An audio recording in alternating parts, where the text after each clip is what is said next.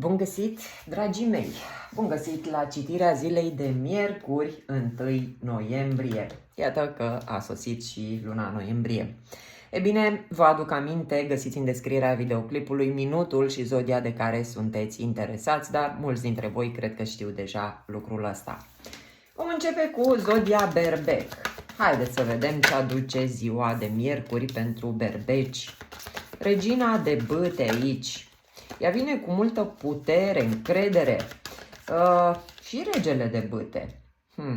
E bine, dragilor, vedeți, acum depinde în ce personaj vă identificați, ca regină de bâte, că vă poate reprezenta, sau ca rege de bâte, dar aici e ceva care nu miroase a bine, aș spune eu. Unul din cele două personaje posibil să mintă, să ascundă ceva. E bine, haideți să vedem mai multe detalii, pentru că îmi doresc să fie cât mai clară citirea. Iată, este aici o mică dispută sau discuție oarecum aprinsă. Poate unul dintre voi sunteți la distanță, poate fi o comunicare online. Dar nu este o comunicare din aceea, să spunem, foarte, foarte plăcută, pentru că văd aici o ceartă. E posibil ca unul dintre voi să-și ia jucăriile și să plece, să ajungă la concluzia că e prea mult orgoliu și de o parte și de cealaltă și cel puțin în această zi aș spune eu că nu prea ajungeți la o concluzie care să vă avantajeze, să spunem, pe ambii. Din ceea ce văd eu aici, unii dintre voi vă gândiți să încheiați parteneriatul ăsta. Relația, pentru unii dintre voi poate fi cineva de la locul de muncă, pentru alții dintre voi poate fi, bineînțeles, cineva din familie, din cercul de prieteni.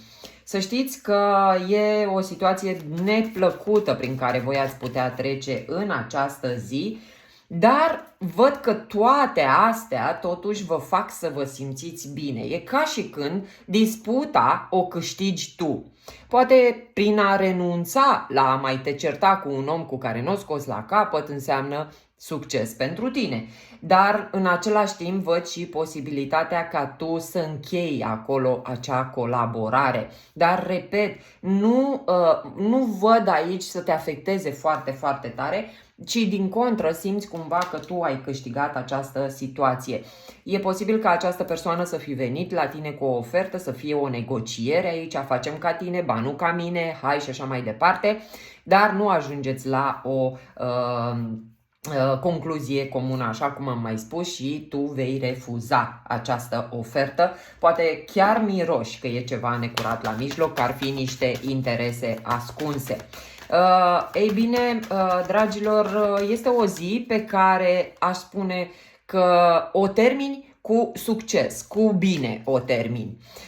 Sfatul pentru tine este să ai curaj, să-ți impui limitele tale, să spui adevărul tău și în același timp să știi că puterea ne mai trimite la a ierta. Situația se va îmbunătăți, lucrurile nu vor rămâne așa, ne transmit îngerii, așa că posibil ca această situație să fie una care să aducă schimbări pozitive în această relație. Pășește în puterea ta. Cu alte cuvinte, dragilor, descoperiți-vă acea putere interioară și nu vă mai lăsați călcați în picioare de diferite persoane din viața voastră. E important să ne respectăm pe noi, să impunem niște limite sănătoase și veți vedea că se schimbă și celelalte persoane din jurul nostru. Mergem mai departe, dragii mei, cu zodia Taur pentru ziua de miercuri, 1 noiembrie. La voi aici vedem că e o neclaritate, cel puțin legată de munca voastră, de banii voștri. E cumva aici o situație care vă confuzează și văd că sunteți tare, tare curioși să aflați niște informații. Sunt posibile vești pe care tu ai putea să le primești legat de această confuzie. O decizie foarte importantă care e necesară pentru tine. O decizie care ar putea să-ți aducă ție succesul. Depinde acum, bineînțeles, de alegerea pe care tu o faci, pentru că din ceea ce văd în etalarea ta e imperios necesară o decizie. O decizie asumată, luată cu o gândire amănunțită în prealabil, te poate ajuta să ai această victorie sau succes. Să știi că poate la momentul ăsta totul pare destul de neclar în mintea ta. Aș spune că ziua de miercuri vine cu un semn, ți se arată calea, oportunitatea care vine după o îndelungă pauză, care probabil a menținut neclaritatea asta a ta. Aș mai spune eu că munca ta începe să dea roade, eforturile tale încep să se vadă prin acest as de bâte. Poți să ai parte, odată cu această decizie, de un nou început, de o abordare diferită, poate a relației tale, poate a relațiilor de la locul de muncă, poate a relațiilor de afaceri din viața ta. Abordarea asta diferită îți poate crea o oportunitate, o deschidere spre ceva nou, minunat, care te poate duce cu gândul la această reușită pe care tu o visezi. Ei bine, dragilor, se pare că aici chiar e destul de dificilă alegerea. Avem și doiul de bâte care ne arată că ești cumva într-o situație în care nu știi ce să faci. Parcă nici nu pleci, nici nu stai, ești cumva doar în ușă, blochezi intrarea. Da? E destul de incertă situația asta a ta, dar se pare că ziua de miercuri vine cu oportunități, cu situații care îți arată calea pe care tu trebuie să o urmezi și vei lua o decizie. O decizie care va aduce schimbare majoră în viața ta, schimbarea credințelor tale, schimbarea comportamentului tău și a celor din jurul tău. Afli tot ce ai nevoie pentru a lua această decizie.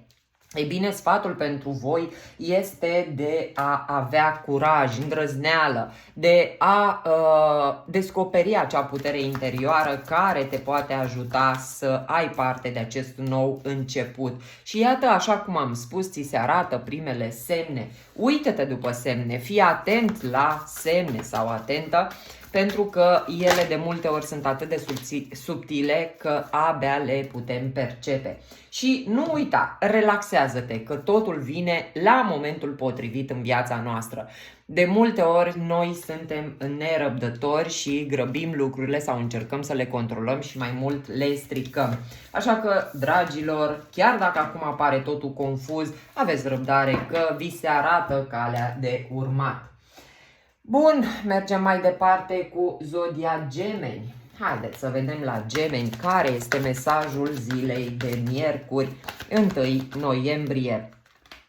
Aici vedem că o șansă apare la orizont pentru voi. Poate fi o șansă de a primi niște bani în plus care vă ajută să plecați într-o călătorie.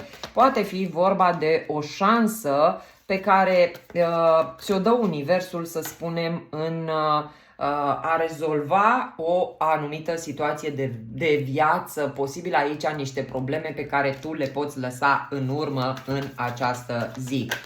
Văd că ceva în această șansă parcă nu îți place ție și nu știu de ce simt aici că cineva vine către tine cu această șansă sau cu această ofertă, ți se oferă poate suma asta de bani, dar parcă te confuzează, parcă te blochează. Oare ce gânduri, pentru că blocajul vine din niște gânduri pe care tu le ai, da?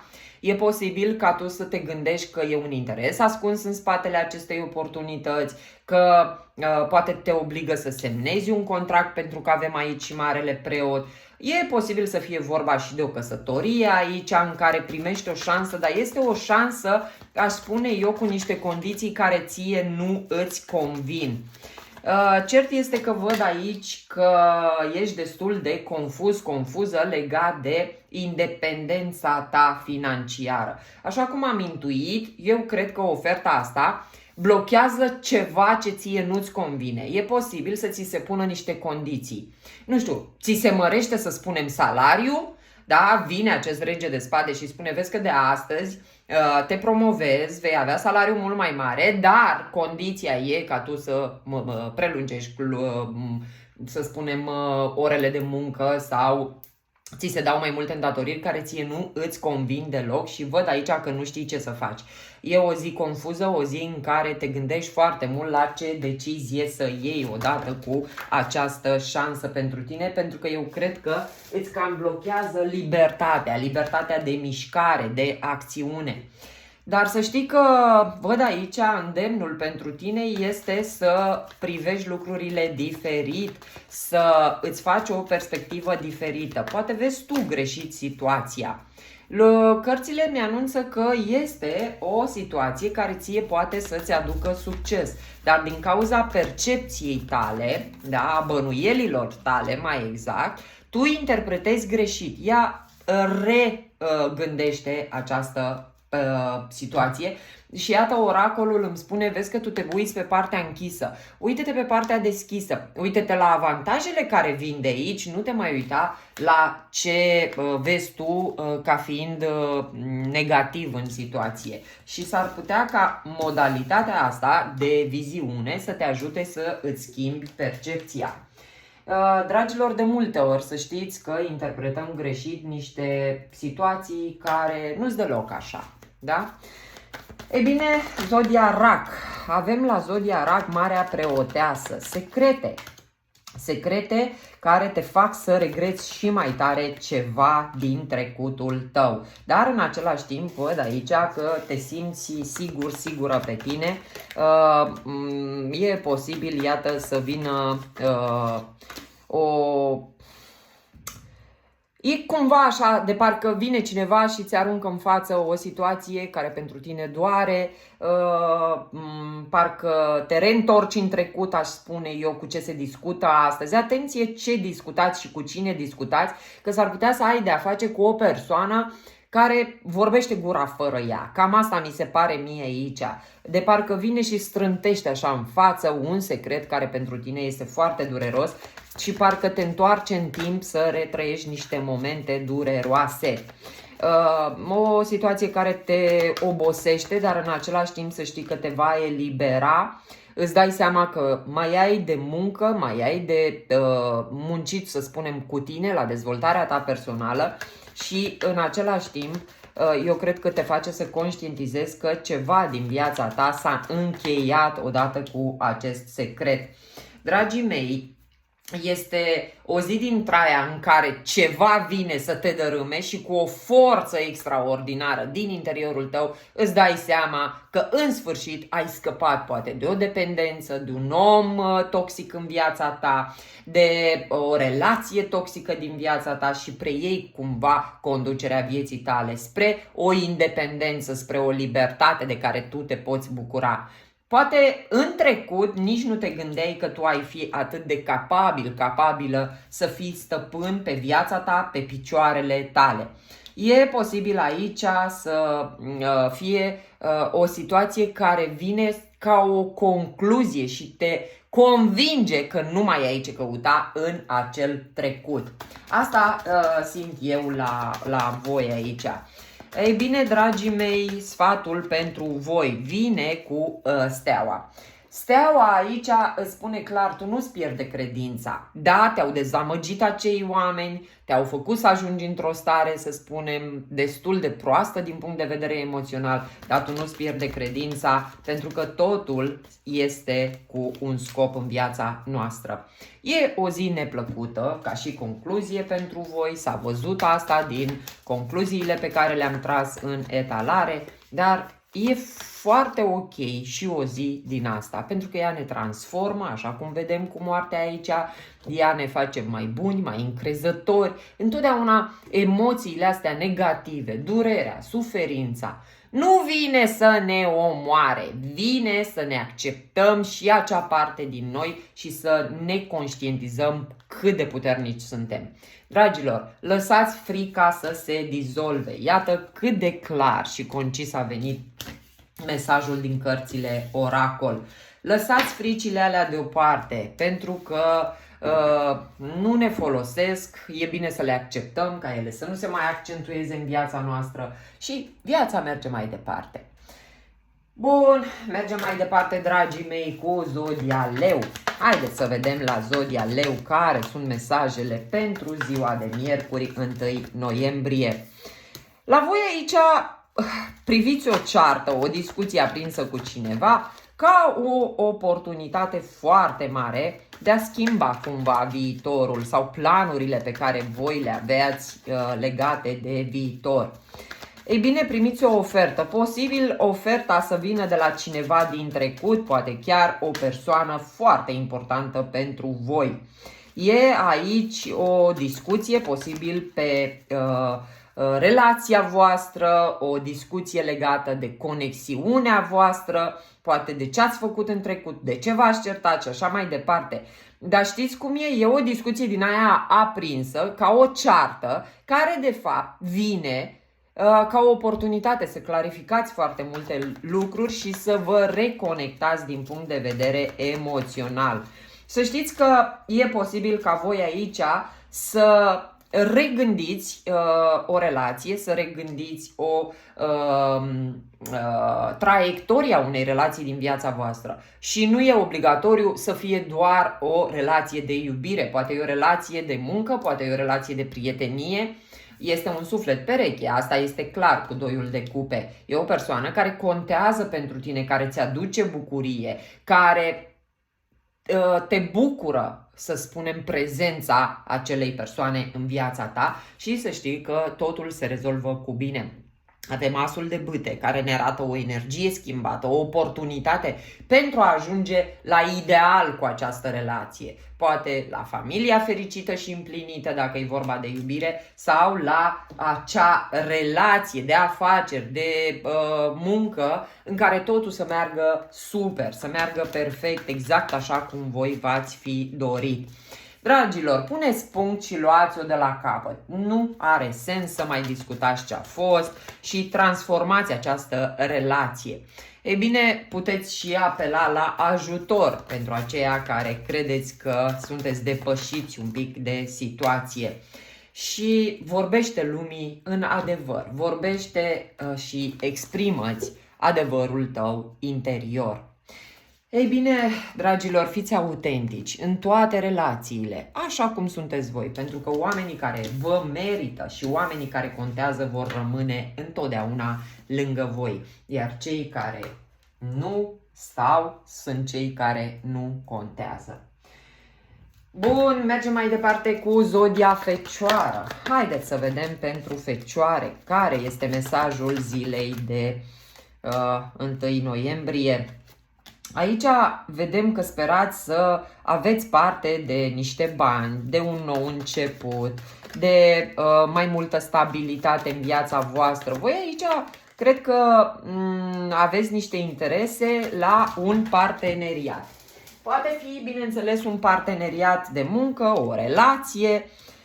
Vă văd aici destul de încrezători că dacă vă vedeți interesul, puteți să accesați aici un mare potențial. E o zi în care mintea ta o să fie mult mai clară decât a fost până acum. Și nu știu de ce simt să spun, vezi, frate, interesul tău. Care e interesul tău în treaba asta? Dacă tu ai un interes să câștigi mai mulți bani, fă ce ți se cere, du-te acolo și vezi care-i treaba, spune-ți opiniile tale și ai să vezi cât de bine îți va fi. Chiar dacă lucrurile nu par foarte sigure, să știi că în această zi vei primi primele semne. Iată cum vine către tine oferta, mesajul.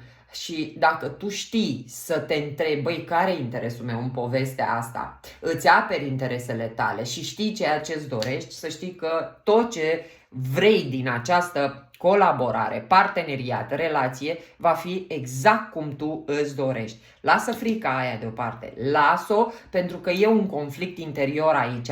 Știi cum? Parcă te văd, bă, să spun adevărul, să-mi spun adevărul meu, dar pierd ceva, parcă ți-e teamă așa de chestia asta, dar tu trebuie să fii încrezător, încrezătoare că nu rănește pe nimeni, da, interesul tău, atâta timp cât tu nu rănești pe nimeni, poți să-ți vezi în continuare de visul tău. Simt un pic aici, la unii dintre voi, o vinovăție. Bă, da, mă, dar dacă sunt așa, poate nu e ok. Dacă nu rănești pe celălalt, e foarte ok să-ți dorești și să ai ceea ce îți dorești. Ei bine, dragilor, transformați această situație, puneți punct și luați-o de la capăt. Lăsați energiile astea vechi care v-au influențat până acum și acționați dintr-o stare de siguranță de sine. Păi eu pot, eu merit, eu vreau, da? Întreabă-ți îngerii care ar fi ghidarea. Oricum eu spun că după această zi lucrurile în mintea ta vor fi mult, mult mai clare. Și ia uite-te tu la imaginea de ansamblu. Pentru că de multe ori noi ne focusăm pe o mică chestie care chiar e banală și nu are importanță. În loc să vedem până la urmă interesul tuturor, realizările care se pot face, ne uităm și ne împiedicăm poate de o mică minciună, de o mică chestie care până la urmă poate e utilă în acea situație. Dar, bineînțeles, decizia vă aparține, dragilor. Vă urez succes! Zodia Balanță. Haideți să vedem pentru balanțe care este mesajul zilei. Ei bine, balanțele închid un capitol de plâns, de regrete. Vă mai liniștiți un pic. Ați plâns voi aici după cineva sau după ceva ce ați pierdut. Văd că e posibil ca mulți dintre voi să refuzați o ofertă. Și totul vine din cauza faptului că nu sunteți încă cu o minte foarte clară. Voi cred că sunteți după o despărțire și ori apare cineva nou în viața voastră care vă face o ofertă, dar voi încă nu sunteți vindecați și ați face bine să rămâneți pe cont propriu până se produce această vindecare. Ori acum practic este un moment de detașare pentru tine. Termin cu trecutul, termin cu plânsul după trecut și în sfârșit îți recâștigi forța și puterea interioară să te ridici de acolo și să pleci mai departe. Iată, văd aici și simt la balanțe o nevoie de a merge mai departe. Băi frate, s-o fi terminat, am plâns destul, gata, acum eu îmi văd de viața mea, îmi recâștig independența, puterea interioară și știu că totul va merge înspre binele meu. Din situația asta numai bine va ieși, da? Te văd, nu știu, foarte, foarte determinat în această zi să te transformi, să te ridici de acolo de jos, de unde ai stat și ai tot plâns. Ba după Gigică, ba după banii pierduți, ba după că fiecare aveți o situație anume, ba că nu te-ai împăcat cu nu știu cine și așa mai departe. Gata, în această zi se termină cu neclaritatea, se termină cu plânsul, se termină cu toate și mergi mai departe cu o viață independentă, așa cum tu îți dorești, sigur pe tine. Dar, iată, decizia îți aparține.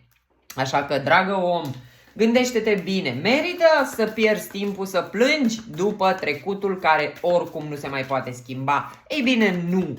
Așa că mergi mai departe cu viața ta, meditează, roagă-te și ai să vezi că schimbarea vine imediat. Arată-ți partea aia pe care poate mulți nu au văzut-o. Arată-ți puterea, ce ești tu capabil. Pentru că atunci când suntem dezamăgiți, când suntem părăsiți, ne scade încrederea în noi și nu ne mai vedem nici măcar noi părțile bune. Ia începe tu să ți le vezi, că o să vezi că ți le văd și ceilalți. Bun, dragii mei, mergem mai departe cu zodia Scorpion. Haideți să vedem care este mesajul pentru scorpioni pentru 1 noiembrie. Regina de spade aici, văd că poate fi atitudinea ta în întâmpinarea unei invitații. Și toate astea vin pentru că tu știi niște informații. E ca și când ai aflat ce ți-a făcut între timp, cât poate n-ați stat de vorbă, Și acum vine, vai, frumos, nevinovat, neprihănit, vine spre tine. Dar lucrurile nu stau chiar așa, din ceea ce văd eu. Aici să știi că poți să ai o discuție fermă, autoritară, poți să ai o discuție de clarificare cu cineva. Văd foarte multă socializare. Poate fi vorba despre o persoană importantă din viața ta cu care poate până acum ai avut blocaj în comunicare, poate n-ai văzut lucrurile clar între tine și această persoană, dar să știi că vei câștiga această discuție. Cu alte cuvinte, aș spune că tu o să ai ultimul cuvânt de spus, da? Deci în disputa asta, în această situație, vei avea ultimul cuvânt de spus, vei fi cu adevărat apreciat, apreciată, recunoscut, recunoscută, da? Și îți iei puterea înapoi, nu o mai lași la celălalt. Adică știi adevărata ta valoare, știi ce-ți dorești, impui niște limite, văd că ești chiar foarte, foarte impunătoare în această zi. Chiar dacă omul ăsta vine cu intenții bune, probabil tu știi ce a făcut în trecut, da? Dar e important că începând din acest moment e o altă energie între voi doi. Sau, mai bine spus, se face și lumină în cazul tău, în situația ta. Ei bine, cărțile sau îngerii îți recomandă să lași trecutul în spate și să-ți asculți intuiția. Fă ce-ți spune ție intuiția, pentru că ea întotdeauna ne ghidează spre ce ne este bine și în același timp fii autentic. Fii exact așa cum ești tu, fii real, da? Spune în față, frate, nu mi-a convenit cum m-ai tratat, nu mi-a convenit că m-ai rănit, nu mi-a convenit că lucrurile au mers așa între noi și situația trebuie să se schimbe, iar cu asul de spade sigur se va schimba. Bun, mergem mai departe, dragii mei, cu zodia Săgetător. Haideți să vedem la Săgetători care este mesajul zilei de 1 noiembrie. Wow, ce frumos! La voi aici se pare că vine un nou început, dar vine cu o energie din aia, bum, te lovește, dacă vrei. Adică poate fi o situație care pare la început dezastruoasă, dar de fapt îți dă ocazia unui nou început plin de iubire. Nu știu de ce țin să spun aici că, deși lucrurile par că o iau la vale, de fapt ele se îndreaptă. E o zi în care nu mai știi ce să crezi. Fratele meu, care-i treaba? Că nu mai știu. S-a dărâmat, ne-am despărțit sau ne-am împăcat? Că parcă aici lucrurile se schimbă în bine, da? Un cavaler de bâte ce se transformă sau se maturizează între timp. Dar eu cred că ție nu-ți convine aici, ori că această persoană e cam orgolioasă, cam mândră de el, de ea, nu-ți convine cu ce vine către tine în această zi, poate vine cu dorință, cu pasiune, dar știi clar că nu prea să ține de cuvânt și nu prea-ți convine lucrul ăsta. Iar adevărul aici aș spune eu că te face să te doară. O să-ți spună niște lucruri care cam dărâmă niște coșmelii pe la tine prin suflet pe acolo. Dar de fapt toată situația asta pare confuză. Dar nu știu, reanimă ceva între tine și această persoană. Dacă e o relație de iubire, adevărul ăsta va fi atât de eliberator că vă face să vă reconectați mult mai mult decât ați făcut-o în trecutul vostru și relația voastră să fie mai legată. Dacă e vorba de orice tip de relație, la muncă sau așa, e cumva o situație similară. Pare că, de fapt, nu mai aveți nicio treabă, dar de fapt totul se reînnoiește acolo, se reanimă, se stabilizează între tine și această persoană. Simt aici pentru mulți dintre voi că sunt multe de spus, ați cam ținut în voi. Ori voi, ori ceilalți ați cam ținut și acum se cam răstoarnă sacul. Nu mai poți să ții și trebuie să spui tot ceea ce nu-ți convine. Dar în același timp recomandarea ar fi să încheiați odată cu acest capitol. Deci clarifică azi, ia, răstoarnă tot ce ai în guș acolo, după care nu mai adu aminte, gata, ajunge, da? Deci treci la acțiune. Dacă tu ești pajul ăsta de spade și îți dorești cu tot din adinsul să clarifici situația, ia și clarifică. Și iată, îndemnul cărților e la fel, să vorbești. Vorbește, domne, nu mai ține în tine. Dacă te-a deranjat, ia și spune. E momentul adevărului și asumă-ți și un eventual turn, da? Asumă-ți o despărțire, da, nu poți să stai cu atât de multe în suflet. Bun. Mergem mai departe, dragii mei, cu zodia Capricorn. Ei bine, la Capricorn vedem aici un împărat berbec, poate ai de-a face, nu știu, o persoană un pic cam impunătoare, dar care îți oferă și cam tot ce vrei tu. Poate e genul ăla de șef, bate cu pumnul în masă, dar știi că ai bani acolo. Uite, văd eu că atitudinea asta nu prea-ți convine ție și mai stai și cu o frică că ar putea să te dea afară sau să se întâmple o chestie, să spunem, urâtă între tine și această persoană. Să-ți mai ia din bani sau să te părăsească sau să-ți dea senzația că nu-i pasă dacă rămâi sau nu la muncă, dacă e vorba de o relație, poate chiar ți-e teamă că te-ar putea părăsi acest personaj. Ei bine, dragilor, pentru mulți dintre voi văd că este un contract foarte important din viața voastră sau un angajament, spuneți-i cum vreți voi, poate chiar e vorba de o căsătorie la unii poate să fie vorba de un contract serios la muncă și eu cred că aici e o discuție ori pe bani, e o discuție ori pe o anumită atitudine a unuia dintre voi care se poate rezolva, se poate discuta în această zi și din ce văd eu, vă dați încă o șansă de a o lua de la capăt, de a rezolva situația asta ca să se calmeze apele. Deci cumva, uite, vedem aici că împăcarea, eliberarea de acest trecut vă poate ajuta să regăsiți liniștea în sufletul vostru, cât și poate în cadrul relației, indiferent de care este ea. Așa că așteptați-vă să se liniștească apele între tine și acest împărat dominator, încăpățânat, posibil orgolios, care să crede buricul pământului. Ei bine, dragii mei, decizia bineînțeles că vă aparține și în funcție de decizia ta vei avea și succesul de care te poți bucura în această zi.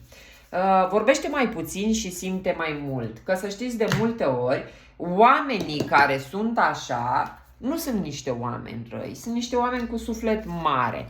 Încercați să vorbiți mai puțin și să-i simțiți energia acelui om, pentru că are blândețe, are bunătate în spate, dar de multe ori ne uităm doar la mască și masca cu toții o afișăm. Bun, mergem mai departe, dragii mei, cu zodia Vărsător. Haideți să vedem la Vărsători care este mesajul zilei de miercuri 1 noiembrie. Cinciul de spade aici vine cu o ceartă și la voi. Se pare că ne cam trigăruiesc certurile în această zi. Voi vă certați cu cineva nu știu, tu ai făcut, eu n-am făcut, știi? De parcă vă simt aici că dați vina unul pe celălalt. Poate fi vorba de multe frici care ies la suprafață, o nedreptate care ți se face în această zi. Ți se pare că se ia lumea de tine degeaba și cred că începi deja să-ți faci griji legat de stabilitatea ta, legat de această situație sau poate dacă e vorba de muncă să îți fie teamă că vei fi nedreptățit poate cu niște bani, cu ceea ce se poate întâmpla cu tine pe mai departe. Văd o ceartă legată de o călătorie la unii dintre voi, o discuție în contradictoriu, da? Avem regina de bâte și regele de cupe, cumva orgolii, unul prea emoțional și unul prea intens, așa. Și posibil ca unul dintre voi să se simtă aici nedreptățit și, bineînțeles, să pună sub semnul întrebării relația asta. Iată, probabil, grijile deja sunt la tine, îți faci griji deja și eu cred că tu știi la ce mă refer acum sau la problema care te macină pe tine. Eu cred că e o manifestare pentru mulți dintre voi la această situație. E pe principiul ăla de ce ți-e frică nu scad. Vezi care sunt gândurile astea care nu te lasă să dormi, că exact treaba aia se va întâmpla. Ți-e frică că o să te cerți cu cineva, ți-e frică că ai putea fi dat la o parte sau nedreptățit, s-ar putea ca aia să se întâmple. Preia conducerea vieții tale, nu te mai lăsa influențat de tot felul de vorbe, de ce vine din exterior, tu fii sigur pe tine sau sigură, ascultă-ți intuiția ta și respiră. Respiră. E o zi tensionată pentru vărsători, e o zi cu discuții intense, aprinse, cu nu știu, tot felul de confruntări față în față, să spunem așa, cu oamenii din jurul tău. Bun, mergem mai departe, dragilor, cu zodia Pești. Haideți să vedem la Pești care este mesajul acestei zile. Nu pot să cred. Băi, dar deci 5-ul ăsta de spade a ieșit la toată lumea. Aproape la toată lumea. Iată și aici orgolii, discuții între două personaje feminine. E o discuție, dacă vrei, care până la urmă îi scoate la suprafață niște situații. Iată, e adevărat. Scoate niște situații la suprafață care, de fapt, vă aduc bucurie. E, nu știu, un comportament pe care îl regreți, aș spune eu. Poate ai fost prea orgolios, orgolioasă în relație cu cineva. Regreți că n-ai judecat corect treaba asta. Eu cred că frica te-a făcut să fii mai impunătoare decât cerea situația ta. Dar să știi că această dispută pe care tu ai putea să o ai în această zi, să știi că ar putea avea un final fericit. Soarele și temperanța mi-arată că te vei bucura și în același timp îți vei regăsi liniștea în interiorul tău. Da? Cred că la mulți e valabil aici o persoană care te-a manipulat sau tu ai încercat o manipulare grosolană aici, care se clarifică în această zi. O manipulare care a creat și foarte multe frici în tine și văd că te-a făcut să și regreți foarte mult ceea ce s-a întâmplat în trecut. Eu cred că aici sunt și întrebări din alea de, băi, dacă înțelegeam treaba asta din trecut, poate nu ajungeam aici.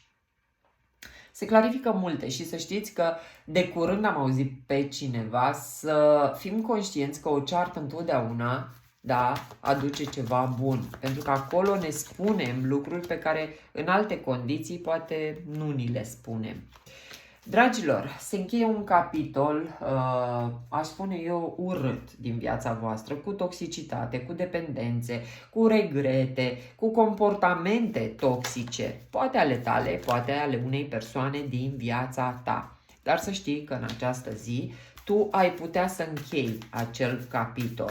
Avem aici o zi cu impact major pe aproape un an de zile. Eliberează-te de control. Uite, poate fi și o încercare de a deține controlul. Poate a ta, poate a celuilalt. Așa cum am spus, ai încercat mereu tu sau celălalt să manipulați situația în favoarea voastră. Și bineînțeles că lucrurile au scăpat de sub control și au ajuns într-un punct în care părea greu de rezolvat. Dar în această zi iese la suprafață tot ce era necesar să iasă și se calmează apele. Lucru care e minunat. Doamne ajută! Vă pup, dragilor, o zi minunată!